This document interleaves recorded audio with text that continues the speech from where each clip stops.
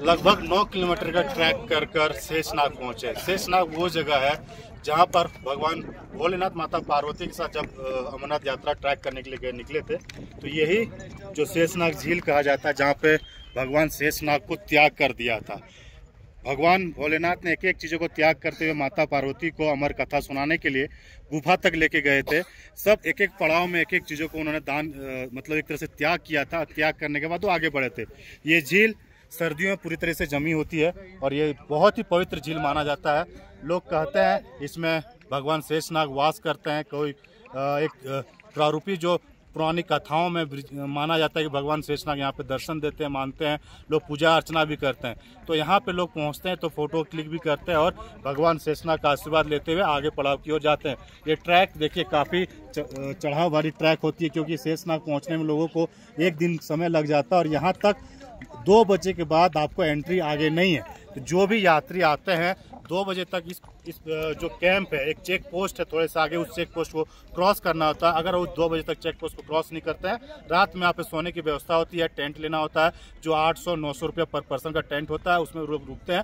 फिर दूसरे दिन का वो ट्रैक शुरू करते हैं। लेकिन हम यहाँ पे लगभग 9:30 बजे है अभी और 9 किलोमीटर का ट्रैक करते हुए हम शेषनाग पहुँच चुके हैं और यहाँ से हम आगे पंचतरणी तक पहुँचेंगे, जहाँ पे पंचभूत को भगवान भोलेनाथ ने त्याग किया था। तमाम तस्वीरों को दिखाते हुए आगे बढ़ेंगे। और इसी तरह ये रास्ते जो ट्रैकिंग है देख सकते हैं, घोड़े में सवार होकर लोग जा रहे हैं। जो ट्रैक नहीं कर पा रहे हैं घोड़े में चलते हुए जाते हैं। और पूरे रास्ता कठिन रास्ते, ऊपर में पहाड़ी, नीचे में खाई और ऊपर में देखिए ग्लेशियर थोड़े थोड़े आपको नजर आएंगे कि इस पर ग्लेशियर नहीं है। तो लोग थोड़ी सी गर्माहट महसूस करें, लेकिन भगवान भोलेनाथ का आशीर्वाद लेने के लिए यहाँ से ट्रैक करते हुए आगे की ओर बढ़ते हैं। तो हम इसी तरह सफर आगे जारी रखेंगे और चलिए मेरे साथ और आपको दर्शन कराते हैं।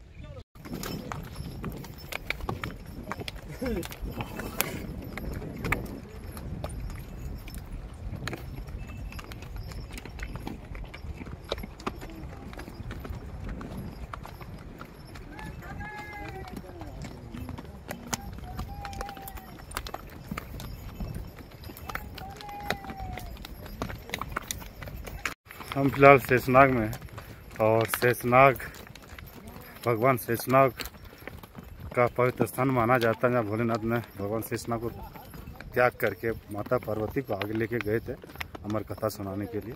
तो ये पूरा शेषनाग झील है जो आप देख पा रहे होंगे मेरे पीछे।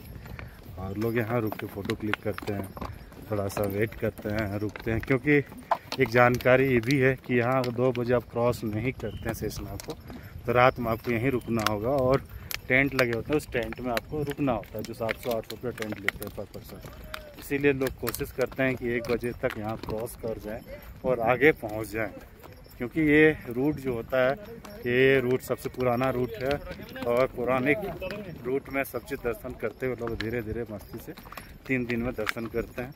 घोड़े में 2 दिन या 1 दिन में भी लोग दर्शन कर लेते हैं। ये तस्वीर है शेषनाग।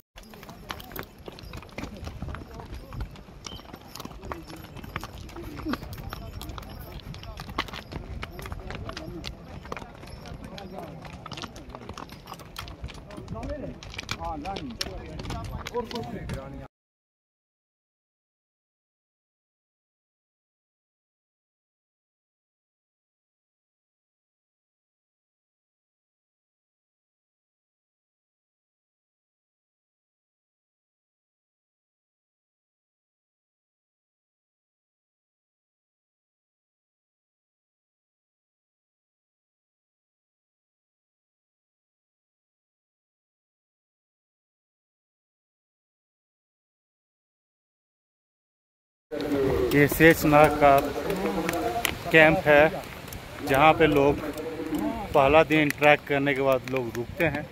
और ये तमाम जो ट्रैक हैं प्राइवेट हैं, 800-900 रुपये पर पर्सन आपको देना होता है और इसी में रुकना होता है।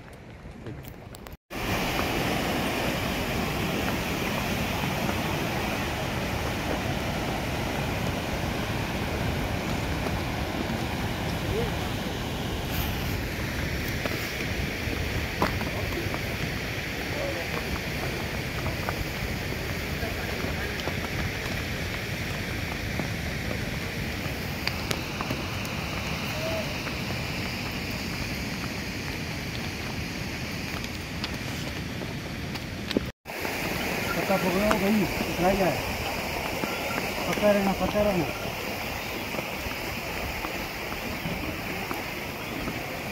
बैठे भैया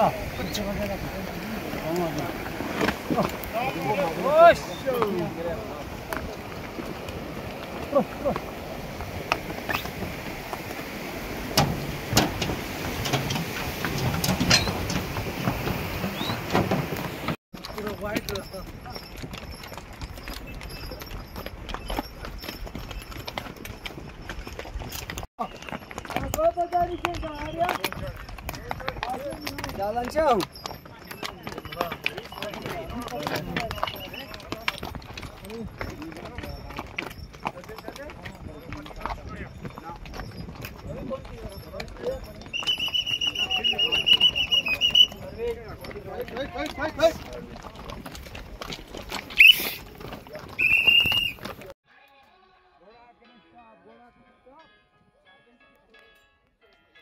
थोड़ा रुको रुको रुको रुको रुको रुको रुको रुको रुको रुको।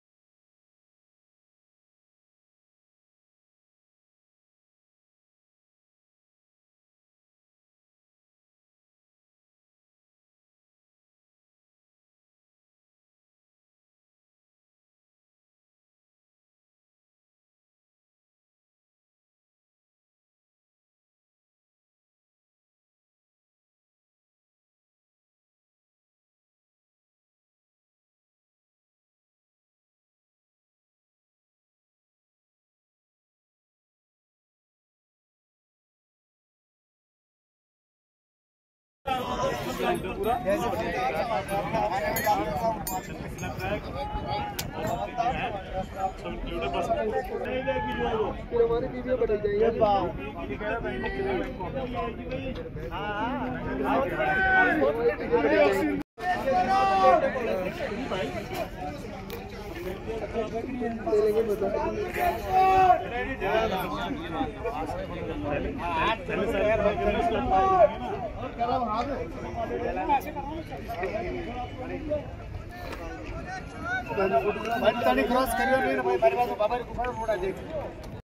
हम एमजी टॉप पे पहुंच चुके हैं। एमजी टॉप यानी गणेश टॉप कहा जाता है। गणेश टॉप का मतलब है भगवान गणेश को शिव भगवान ने यहीं पे छोड़ दिया था।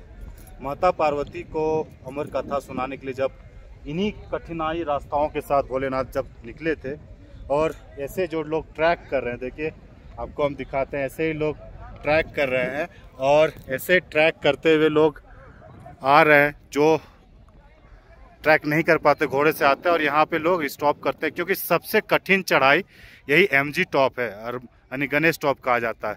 यहाँ पे ऑक्सीजन की काफ़ी कमी होती है लोगों को। कई लोग ऑक्सीजन यहाँ पे कई लोग मेडिकल कैंप बने हुए हैं, ऑक्सीजन ले रहे हैं, दवाई मेडिसिन तो और ये तमाम चीज़ें जो है यहाँ पे लोग रहते हैं। ये काफ़ी खूबसूरत नज़ारा को देखते हुए लोग यहाँ पे पहुँचते हैं, लेकिन जितनी खूबसूरत आपको दिख रही है उतनी ही कठिन चढ़ाई है और कठिन चढ़ाई करते हुए यहाँ पहुँचते हैं। यानी ये जो तस्वीर आप देख पा रहे हैं ऊपर में, जो आईटीबीपी और जो फोर्स के जवान है सुरक्षा व्यवस्था में तैनात है ताकि कुछ भी अनहोनी ना हो, और ये तमाम चीज़ें को देखते हुए लोग आगे पहुँच रहे हैं। और ये तस्वीर हम आपको जो दिखा रहे थे, भारत 24 का जो टीम है, एक एक चीज़ को आपको बताते हुए बाबा बर्फानी की गुफा तक लेके जाएंगे। अमर कथा जहाँ पे माता पार्वती को सुनाया था और वहाँ पे तक लेके जाएगी। लेकिन अभी जो एमजी टॉप में मौजूद है, गणेश टॉप में, ये गणेश टॉप भगवान गणेश को यहीं छोड़े थे और यहाँ से फिर भोलेनाथ माता पार्वती को लेके गए थे। ये सबसे पुरानी रास्ता है और इसी में लोग जाना पसंद करते हैं, क्योंकि इसी रास्ता के बारे में जानते हैं। दो रास्ता है, एक बालटाल, दूसरा पहलगाम। बालटाल एक जो खड़ी चढ़ाई 14 किलोमीटर की चढ़ाई होती है, एक दिन में दर्शन करके आप नीचे आ सकते हैं। लेकिन पहलगाम का रूट जो है आपको 3 दिन लगता है पैदल ट्रैक करते हैं, घोड़े से जाते हैं दूसरे दिन में दर्शन करने के बाद बालटाल से लोग नीचे आ जाते हैं। तो कठिन चढ़ाई है और इसी तरह से चढ़ाइयाँ जो खूबसूरत आपको ग्लेशियर भी नज़र आ रहे होंगे, पहाड़ के ऊपर ग्लेशियर नज़र आ रहे होंगे। फिलहाल इस साल ग्लेशियर काफ़ी कम है, टेम्परेचर काफ़ी ज़्यादा हो चुका है, पता नहीं क्यों है ऐसा, लेकिन हो सकता है ग्लोबल वार्मिंग हो। लेकिन यहाँ पे जो भक्तों के उत्साह है काफ़ी उत्साहित है, काफ़ी लोग आए। पिछले दिन यानी जो पहला दिन 3 तारीख को जो जत्था ने दर्शन किया अमरनाथ गुफा में, लगभग 13,000 लोगों ने दर्शन किए हैं। और आज भी यानी आज 4 तारीख है, 4 तारीख को कयास लगाया जा रहा है कि आज भी लोग 10 से 12,000 लोग दर्शन करेंगे, बाबा बुरहानुद्दीन के दर्शन करेंगे। फिर मैं आपको आगे की तस्वीर दिखाऊंगा, आपको आगे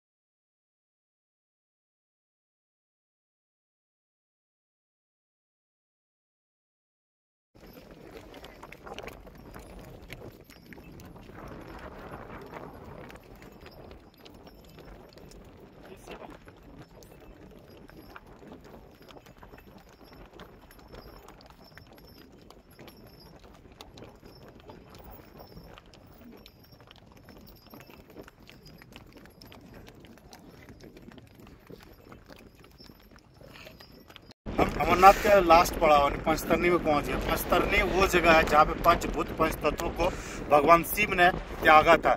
यहाँ से सिर्फ माता पार्वती और भगवान भोलेनाथ अमरनाथ गुफा के लिए गए थे और यहीं से भारत 24 का जो सफर है पंचतरनी पहुंच चुका है। पंचतरनी वो जगह है जहाँ पे बाबा भोलेनाथ ने पंच तत्व पंचभूतों को त्याग किया था। माता पार्वती और शिव भगवान यहाँ से सिर्फ दोनों गए थे गुफा तक जहाँ पे अमर कथा सुनाया गया। हम आपको बताते हैं ये जो जगह है जहाँ पे पंचतरनी है, ये पंचभूतों को यहाँ पे त्याग किया गया था और लोग इसी तरह से रेस्ट कर रहे हैं। यहाँ पे आते हैं, थोड़ा सा बैठते हैं, फिर जो भी टेंट सिटी आपको दिख रही है ऊपर में, वहाँ टेंट सिटी लगाया जाता है पंचतरनी में। लोग रात में यहाँ रुकते हैं और सुबह अर्ली मॉर्निंग गुफा के लिए रवाना होते हैं, जहाँ पे सुबह सुबह दर्शन करते हैं। क्योंकि यहाँ पे एक टाइम होता है, 3 बजे के बाद ऊपर जाने की मनाही होती है। 3 बजे तक आपको ग्रेट क्रॉस करना होता है। ये जगह जहाँ पे आप तस्वीर देख पा रहे हैं, ये टेंट सिटी कहा जाता है। यहाँ पे जो पंचतरनी में लोग रहते हैं और सिक्योरिटी के तौर पे यहाँ पे फिर से चेकिंग किया जाता है। उसके बाद टेंट सिटी में आपको रुकना पड़ता है। टेंट सिटी का मतलब है कि आप प्राइवेट तौर पे आपको 800-900 पर पर्सन के लिए लिया जाता है और उसमें आपको रुकना होता है, टेंट यानी नीचे में सोना होता है। उसके बाद आप रात बिताने के बाद सुबह आप कैब के लिए निकल सकते हैं। तो ये जगह जो मैंने पूरा भारत 24 की जो टीम है आपको चंदनवाड़ी से लेके गुफा तक का पूरा सफर दिखा रहा है और लास्ट जहाँ पे जो पंचतरनी उसका जगह दिखाया, उसके बाद हम आपको सीधे गुफा पास लेके जाएंगे जहाँ पे अमर कथा को सुनाया गया था। और जो तस्वीर आपको देखने को मिला होगा सिक्योरिटी के तौर पे हो या फिर तमाम जो घटनाक्रम हो या तमाम जो चीज़ें हैं जो एक एक करके रूबरू भारत 24 आपको बताया कि किस तरह से चंदनवाड़ी से यात्रा शुरुआत होती है, किन किन पड़ाव को क्रॉस करते हैं, कहाँ पे कौन से चीज़ें जो ग्रंथों में कहा गया, किस चीज़ के बारे में तमाम चीज़ों को बताने की कोशिश किया। सिक्योरिटी के तौर पर भी मैंने आपको दिखाने की कोशिश की कि ITBP के जो जवान हैं चंदनवाड़ी से लेकर कैब तक गुफा तक पूरे सुरक्षा व्यवस्था में तैनात है ताकि कोई भी यात्री को दिक्कत ना हो। हालांकि जो भी पैदल चल रहे हैं या फिर घोड़ा में चल रहे हैं, क्यों इस 2 रूट है, इसके बाद एक संगम आता है जहाँ पे बालटाल और पंचतरनी दोनों का मिलाव होता है। उसके बाद एक ही रास्ता गुफा की ओर जाता है। हम ये सबसे पुराना रास्ता है जो भगवान शिव माता पार्वती जो कहा ग्रंथों मेंशन है, जो लिखा हुआ, यही रास्ता को दिखाने की कोशिश किया ताकि आप समझ सकें अगर अमरनाथ यात्रा पे आते हैं तो किन किन जगहों पे किस तरह से रुक सकते हैं, कहाँ पे क्या दिक्कतें होती हैं, या फिर जो तमाम रास्ते को मैंने दिखाने की कोशिश की। हम आपको लास्ट संगम टॉप और गुफा तक लेके जाएंगे जहाँ तक भगवान शिव ने माता पार्वती को अमर कथा सुनाई थी।